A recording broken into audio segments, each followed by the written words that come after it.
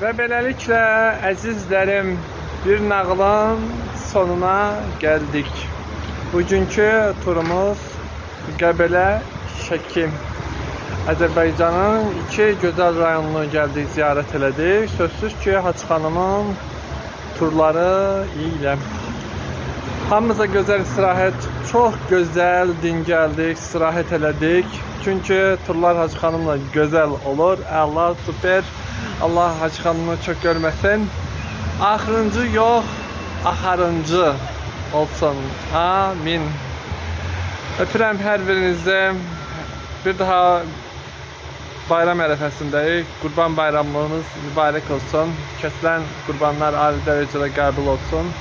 Allah hər birinizin ürəyinə görə versin. Amin. Uca Rəbbim sizləri qorusun. Amin ay Allah.